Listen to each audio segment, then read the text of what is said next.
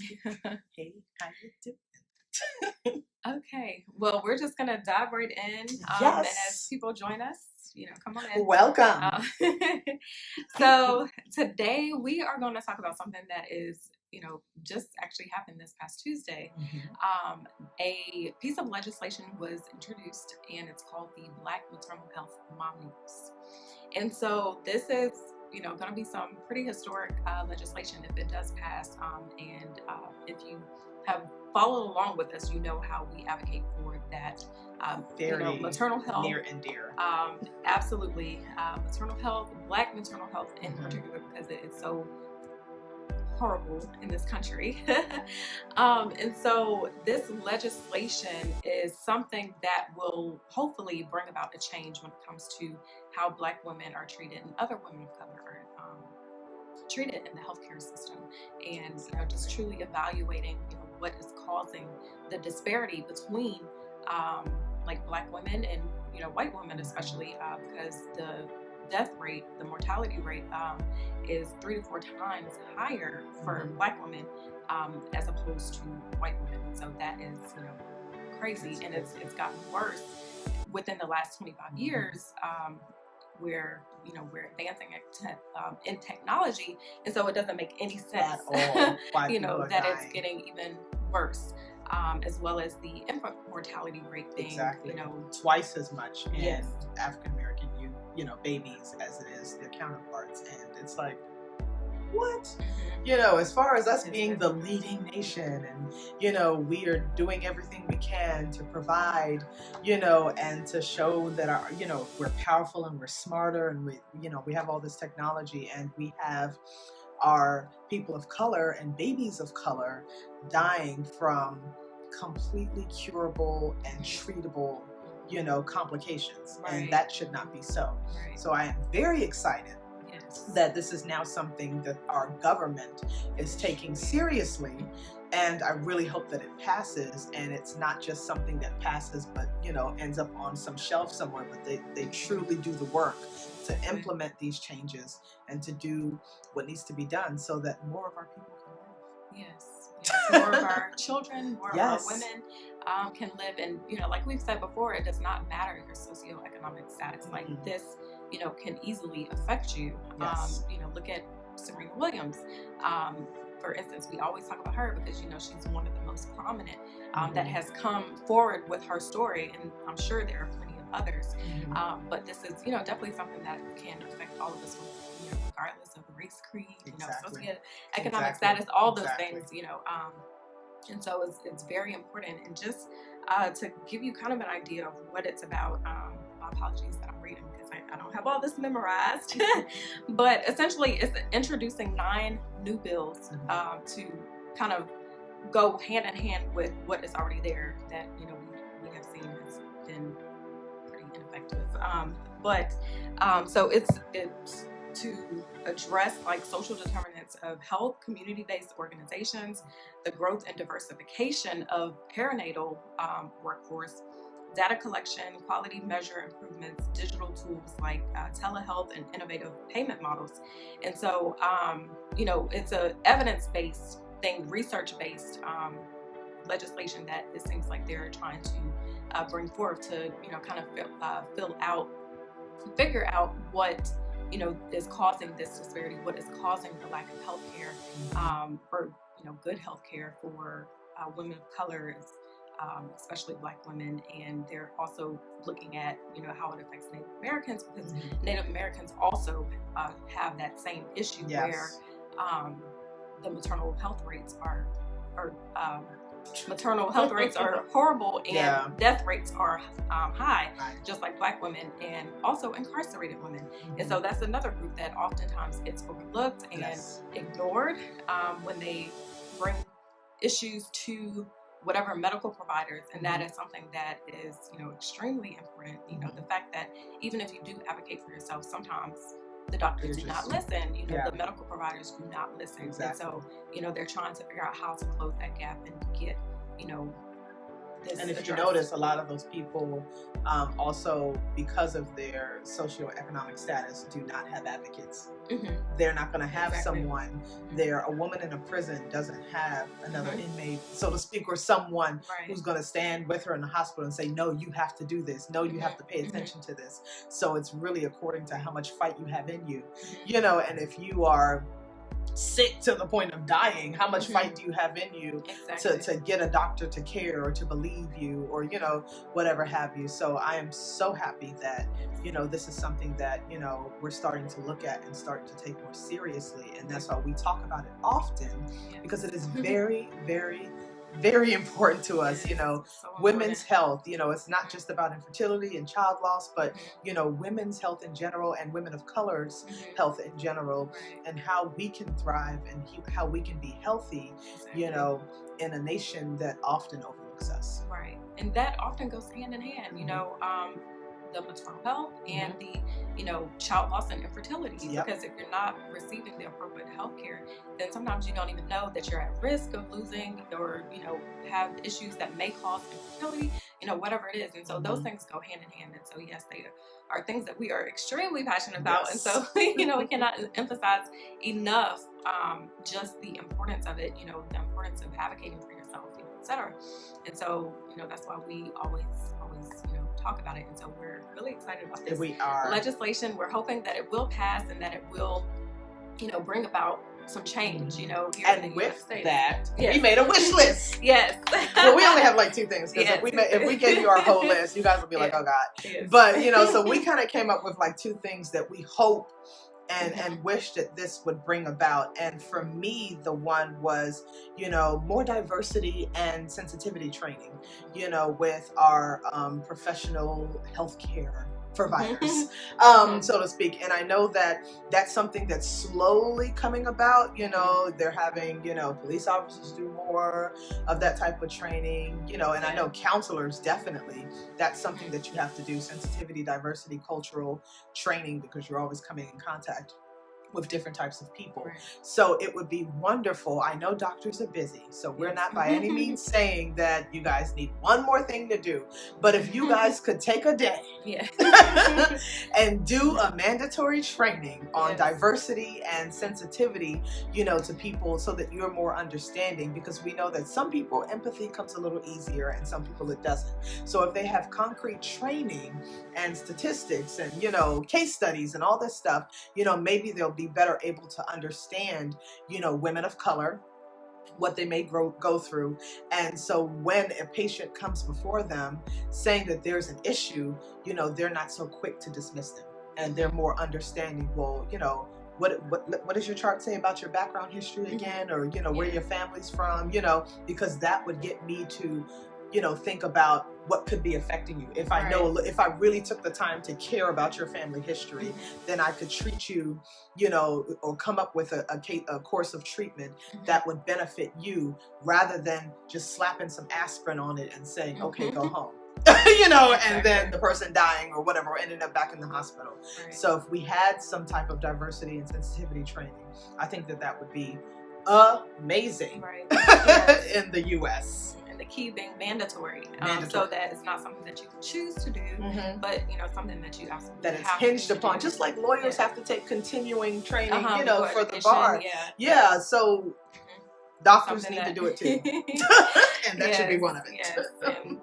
Exactly. And so my wish list is that we would have some sort of oversight board, and that is completely independent, and more so on the federal level, because we know that some states do have, you know, whatever type of oversight boards, committees, and, you know, the sort, but, you know, not every state has it.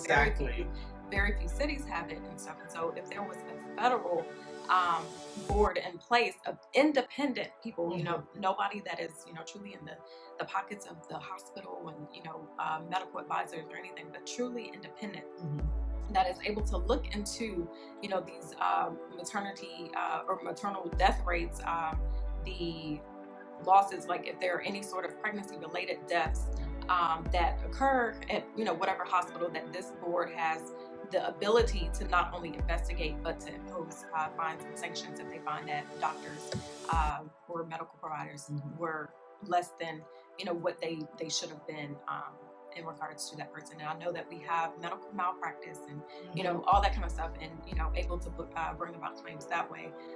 But not everybody knows, even if it is a contingency based, some people who may be poor may not, want to get involved with an attorney, exactly. bring, forth the medical malpractice case and, everything like that. And so if we have this oversight board that can actually look into these things and, kind of put these hospitals on notice that if you are operating below standards, especially when it comes to a particular race, you will get shut down. You'll get it. Exactly. Like there are repercussions for that, regardless of how amazing of a hospital you may seem to be. But if you're lacking in an area that causes people to lose their lives, then you ain't there that should great. be some sort of consequences for that. Exactly. So those are our wish list. Yes, our wish list, our 2 cents. They're probably not going to listen to us, but no, I think that we're moving in the right direction. I just think that Rome wasn't built in a day. We understand that. So, but it also is heartbreaking that this is something that wasn't even considered. And that's where so although Rome wasn't built in the day, this shouldn't even be an issue. This shouldn't even have to require, to go before law, but, it's happening. We're going to start seeing more things to benefit, our women so that we can be healthy and we can have healthy babies and that we can just be a nation of people that thrive. And it's not just for those, certain people and certain elite, so-called elite, and that everybody gets, an opportunity at great health care. Pretty much. Yes. So necessary. So we will continue. We have I guess really just 2 questions that we're going to answer as well, because we asked you guys for questions, so we're going to answer 2 of them. And one question that came up was in our journey of infertility for me and child loss for Christy, had we ever considered adoption, or had we ever considered, surrogacy, adoption, fostering, whatever have you. And so for me, I guess I'll jump right in. For me, I would say that I did, because I definitely think that, there are children out there who need safe environments. Absolutely. No child deserves to be, abused and left behind and neglected, and they are children in the U.S., not even just, I know people like to go to other countries and adopt, but there are children here in the U.S. who need safe homes to grow up in, and loving families to set an example and to be a safe haven for them. And so, of course, and it's not off the table. Of course, yes, I wanted children biologically, of course, but my heart is so big and so open that I would definitely, without a heartbeat, open up my home and my heart to another child in need. I think it's a very beautiful thing. My father actually did it, so I actually have a sister via adoption, and she's amazing, and just the way that has turned her life around from when we knew her at 2 years old to now 11 years old and thriving and beautiful and happy and loving, so having that is amazing. So I would never, not consider it, but it's not something easy. So, for those who, because you have to be able to, love beyond yourself, to be able to love a child as if it is your own and came from your own body. So yes, to answer your question, yes, I would have considered, not necessarily surrogacy, that I'm still kind of iffy on, but definitely adoption, definitely foster care, I would have done. What about you? For me, I would say yes as well to all 3, all of the above. I actually told my husband kind of in passing, after we lost our son, that, maybe we should get a surrogate, and everything. And I know it's not something that you can, really take lightly, and something that we would definitely have to research and ensure that we, truly trusted the person, that we would want to carry our child if we were to, go that route and everything. But, and of course, the expense factor, it's extremely extremely expensive. And so, but that is something that I, considered, but not heavily, I would say. Adoption, foster care, absolutely. That's something since I was little. I was just like, oh, I think I want to adopt a child. Similar to how Christy has a, sister that has adopted. My grandmother actually used to foster so many, kids and adults, some with disabilities and everything. And I always admired that about her. And it was something that made me think about it. And so it's something that I would absolutely consider. Of course, I would have to talk to my husband about that. But, as far as adoption, fostering, surrogacy, it's, all three I have considered. But, like I said, I haven't heavily considered it as in, let's do this. It's not a burden yet. Yeah, it's exactly. Not like, Yes. And so, those are our responses to that. And we have one more question that we'll answer on air. Some others will do videos of, but but the other one that people wanted to know, did we know or do we know, what may have caused our, for me, the child loss, for Christy, infertility, and how did we find out, when did we find out? And so for me, I did find out, it was also after the loss of our son, that the doctors were pretty much baffled. I was diagnosed with sickle cell anemia when I was little, but because I've never really had any issues with it, and even the doctors were surprised that I, was diagnosed with sickle cell anemia based on, just everything about me, my medical history, healthcare, whatever. They were, kind of confused, and so they decided to run a series of blood tests. And when I say it was not fun in the least, just so much was taken, trying to rule out lupus and, some other things. And so they did find out that, and they diagnosed me with protein S deficiency. And so that is like a blood clotting disorder. And so, and we'll talk more about that later. I'm not going to give you all the whole nitty gritty. But that is something that, they did diagnose me with protein S deficiency, and, essentially stated that in future pregnancies, I would need to be on blood thinners to ensure that I could bring bring a child. Help with pregnancy. Yeah. I would say for me, it was ultimately diagnosed as an unexplained infertility, but there were factors, I guess, leading up to it. I know I've talked about in the past in other videos that when I was younger, in my 20s, I was diagnosed with uterine fibroids. And so that particular initial diagnosis, because of improper health care, the fibroid grew to about like 2 pounds. And so at the time of its removal, during that surgery, one of my fallopian tubes were damaged. So I'm only as far as trying to get pregnant, I only have one side that's operable, working, producing the egg, moving the egg, doing all that stuff. So, but the other side, it's just producing the egg, but the egg can't pass through. So, so that, messes up your odds. But the doctor was like, you're perfectly healthy, so there's no reason why you still could get pregnant. There are plenty of people who only have one fallopian tube, one egg, and can get pregnant, no problem. So, it was just unexplained infertility.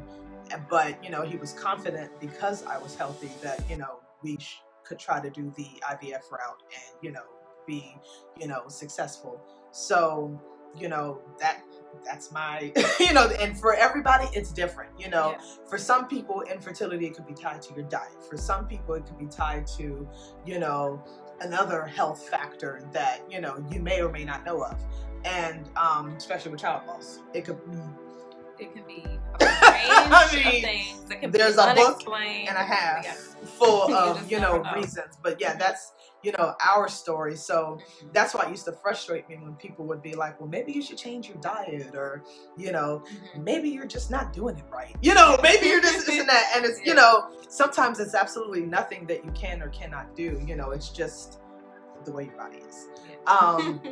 But having proper health care, can help mitigate a lot of the stress and a lot of the worrying and a lot of the needle prodding that, it takes to finally get a proper diagnosis, so that you can, go towards the proper treatment course. Because what if, you know, that doctor didn't want to go above and beyond? Like, nah, we have to figure this out. We have to figure out what's going on, because this does not make sense. You know, if we had more doctors like that, you know, more women could have healthy pregnancies and could have, you know, and could live after, you know, having the babies. Because, you know, a lot of women that I told you about, you know, the friend of mine whose wife, you know, died after, you know, having a newborn baby. And it's like, you know, if we had better health care and more doctors who were willing to do just a little bit extra digging, you know, to figure out what's going on and then treat that problem, you know, there'd be more success rates, you know. So we definitely are glad for this. We're glad because it affects, as you can see, it affects us, you know, because we have been fortunate enough to find, to be connected to doctors who were willing to do the work. But we understand that not everybody has that story. And so that's why it is a passion for us, and that's why it is something that we will often fight for and speak out about, you know, for anybody who hears. So we hope that you guys enjoyed our live. We haven't been live in a while. Yeah, we haven't. We'll do more of these. But we thank you for joining us. And if you have any more questions, that you can see, we are open books. So you know, if it's anything that we can answer, we will. And if it's not, we'll find the answer for you. Or if it's something that's really super personal, we have to confirm with our better halves before discussing it with you guys. But yes, for the most part, we are open books, and we, you know, we want to get more people understanding, you know, and you know, increasing in knowledge and wisdom about what it takes for us to just all be healthy and us to all thrive and be our best selves and grow beautiful babies. So once again, thank you for joining us. We hope that you continue this journey with us. If you do not know, we do have a YouTube page. And so this will be posted on our YouTube page later. ChristiChristie, you can find us. And go ahead and subscribe, like, follow. Please. Thank you for journeying with us, guys. We appreciate you guys. And for those who watched live, what up, peeps? Thank you. Jinx. All right. Bye, guys. Bye,